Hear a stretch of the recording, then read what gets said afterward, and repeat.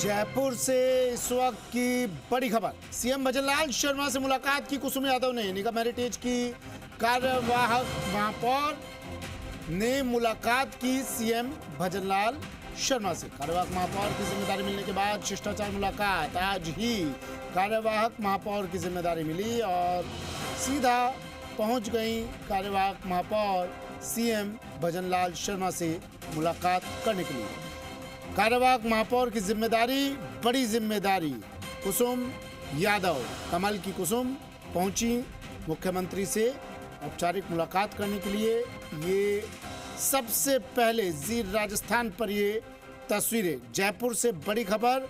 Heritage महापौर, कार्यवाहक महापौर कुसुम यादव की मुख्यमंत्री भजनलाल शर्मा से मुलाकात। अब इस मुलाकात के मायने क्या हैं जान लेते हैं। मेरे वरिष्ठ सहयोगी शशि मोहन शर्मा हमारे साथ जयपुर से फोन लाइन पर जुड़ गए हैं। शशि, मुलाकात हुई, क्या बात हुई? देखिए, मुलाकात तो शिष्टाचार की थी। हालांकि कुसुम यादव निर्दलीय पार्षद हैं, लेकिन सरकार ने उन्हें कार्यवाहक महापौर की जिम्मेदारी दी है हेरिटेज नगर निगम में। और कल जिस तरीके से मुनेश गुर्जर का निलंबन हुआ, जो निर्वाचित महापौर थी, जो आरोप उन पर लगे हैं भ्रष्टाचार के, कदाचार के, उसके बाद में ये एक्शन हुआ है। और अब मुख्यमंत्री से जो मुलाकात हुई उसमें भाजपा युवा मोर्चा के विक्रम सिंह भी मौजूद थे और साथ में अन्य पार्षद मौजूद रहे। खास बात यह है कि निर्दलीय पार्षद है। और इससे पहले आपको ध्यान होगा कि कांग्रेस ने मांग की यूडीएच मंत्री से, सरकार से, कि अगर कार्यवाहक पार्षद बनाना ही है, कार्यवाहक महापौर बनाना ही है, तो कांग्रेस के पार्षद को बनाया जाए, क्योंकि कांग्रेस का बहुमत है हेरिटेज नगर निगम के बोर्ड में। और मिसाल दी, जब सौम्या गुर्जर निलंबित हुई थी तो शील धबाई जो बीजेपी की पार्षद थी, उनको कांग्रेस की सरकार के समय कार्यवाहक की जिम्मेदारी दी थी। और इसी मिसाल को देखते हुए परंपरा को जिंदा रखने की मांग की गई, लेकिन सरकार ने भी बीच की गली निकाली, निर्दलीय पार्षद को बनाया है। वो निर्दलीय पार्षद जो पार्टी की विचारधारा के करीब है। हालांकि जब इनका टिकट कट गया था, मुन्नी शर्मा को जब टिकट मिला था पिछली बार 2020 में, तब कुसुम यादव बागी खड़ी हुई। हालांकि पार्टी ने बाद में मुन्नी शर्मा का टिकट रोका, उनका नॉमिनेशन वापस कराया, सारी चीजें रही। लेकिन अभी की मुलाकात में नगर निगम में बेहतर काम करने के लिए जयपुर हेरिटेज जो शहर है, चार दीवारी का जो शहर है, सिविल लाइन का जो क्षेत्र है, उसको बेहतर बनाया जाए। वहाँ के लोगों को बिजली, पानी, सड़क की जो सार्वजनिक व्यवस्थाएं हैं उनको सही तरीके से रखा जाए, सफाई व्यवस्था को सुचारू किया जाए। इन्हीं सब पर फोकस रहा है। मुख्यमंत्री ने शुभकामनाएं दी हैं और कुसुम यादव ने आभार जताया, शिष्टाचार मुलाकात की। जी, कांग्रेस ने मांग की और उसके बाद अभी मुलाकात का दौर, शिष्टाचार मुलाकात। शुक्रिया शशि तमाम जानकारी के लिए।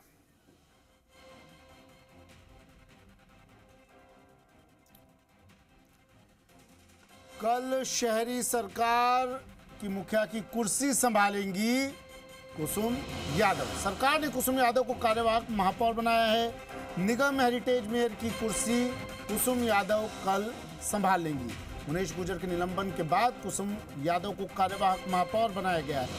कल सुबह 11 बजे निगम हेरिटेज मुख्यालय कुसुम यादव पहुंचेंगी और कुर्सी संभालेंगी। कुसुम यादव ने सीएम भजनलाल शर्मा से इससे पहले मुलाकात की।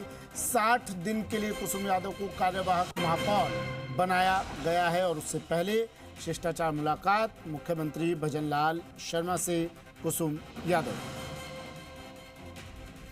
दीपक मेरे सहयोगी फोन लाइन पर जुड़ गए हैं हमारे साथ। दीपक, मुहूर्त कल का निकल गया है। 11 बजे कुर्सी ग्रहण करेंगी नवनियुक्त महापौर, कार्यवाहक महापौर कुसुम यादव। बिल्कुल, देखिए, भजनलाल शर्मा जो मुख्यमंत्री हैं उनसे उन्होंने मुलाकात की है।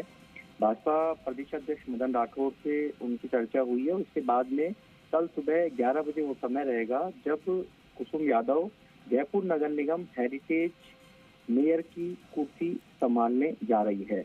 देखिए, वैसे तो 10 नवंबर 2020 का भी वो दिन था जब उस कुर्सी पर बैठने की उनकी एक इच्छा थी, चुनाव लड़ा, लेकिन शायद किस्मत ने साथ नहीं दिया और मुनेश गुर्जर ने उनको शिकस्त चुनाव के अंदर दी थी और 56 वोट के साथ में वो मेयर की कुर्सी पर काबिज हो गई। लेकिन शायद लगता है कि 4 साल बाद कुसुम यादव के जो चेहरे पर मायूसी थी, आज इसकी उनकी आंखों में वही खुशी है वो नजर आ रही है, क्योंकि आज उनका जो मेयर बनने का जो सपना है वो पूरा हो गया। लेकिन ये अलग बात है कि वो बागी के तौर पर उन्होंने पार्टी से बगावत की और चुनाव उन्होंने पार्षद का लड़ा था, लेकिन फिर भी पार्टी ने उन पर भरोसा जताया और कार्यवाहक महापौर की जिम्मेदारी दी है। लेकिन उनके सामने देखिए चुनौतियां भी होंगी, चुनौतियां इस चीज की होंगी, हालांकि कल वो सुबह 11 बजे जब पदभार संभालेगी तो उसके बाद क्या उनकी प्राथमिकताएं रहती हैं, क्योंकि जयपुर शहर नगर निगम हेरिटेज स्वच्छता सर्वेक्षण नजदीक है, नगर निगम की महापौर भी नई है और साथ में नगर निगम के जो कमिश्नर हैं वो भी नव नियुक्त हैं, यानी कि अभी हाल में उनकी पोस्टिंग हुई है, उन्होंने अभी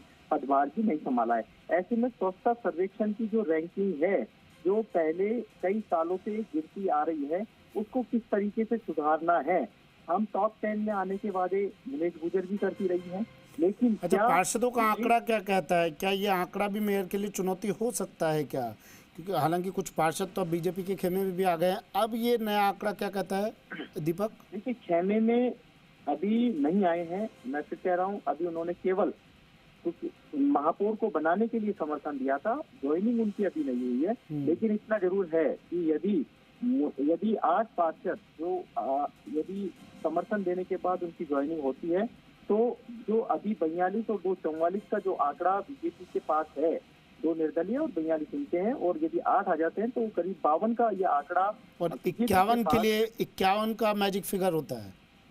51 नहीं, अब तो 50 आप कह सकते हैं, क्योंकि कह सकते हैं क्योंकि अब मुनेश गुजर निलंबित हो चुकी है तो 99 का आंकड़ा यहाँ पर रह गया है। तो ऐसे में 50 का आंकड़ा बीजेपी के लिए सफिशिएंट है। और ये तो देखिए भविष्य की गर्त है कि क्या बीजेपी कुसुम यादव को ही कंटिन्यू कार्यवाहक महापौर कह सकते हैं, आगे उनका कार्यकाल है बढ़ाती रहेगी क्योंकि 7 दिन है, या फिर चुनाव कराएगी, क्योंकि देखिए करीब 100 साल का भी वक्त है, नवंबर 2025 के अंदर। चलिए ठीक है, शुक्रिया दीपक तमाम जानकारी के लिए।